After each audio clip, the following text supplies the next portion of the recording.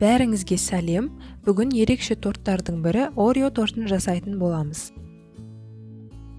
Ол үшін бірінші жұмыртқа мен шекерді ағарып 2 есеге көтерілгенше миксерлеп аламыз. Сосын күнбағыс майын қосамыз. Ұнға қамыр қопсытқыш пен какаоны қосып, електен өткізіп, жұмыртқалы массамызға салып араластырамыз. Миксермен көп уақыт араластырмау қажет, әйтпесе бисквитіміз көтерілмей қалады. Қамырымызды 3 бірдей бөлікке бөліп пісіреміз. 170 градуста қызып тұрған пеште 24 сантиметрлік формаға салып, шамамен 20 минутта пісіріп аламыз. Формадан босатып, кремін жасауға көшеміз.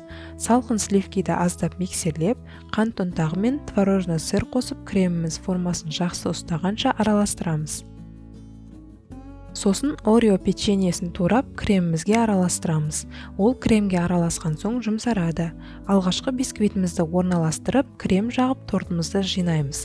Кальцода жинасаңыздар, торттың біркелкі болуына көмектеседі.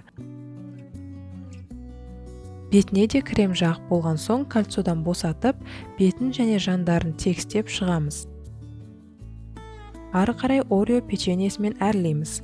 Тоңазытқышқа кемінде 2-3 сағатқа қоямыз. Тортымыз дайын, кремге қосқан печеньеміз жұмсарып бар екендігі де білінбейді. Сондай дәмді болып шықты. Осы рецептімен жасап көріңіздер, сіздермен бірге болған Айнура. Рецептлерім ұнаса, каналыма тіркеліп, видеоларыма лайк басып, пікір қалдырыңыздар. Назарларыңызға рахмет.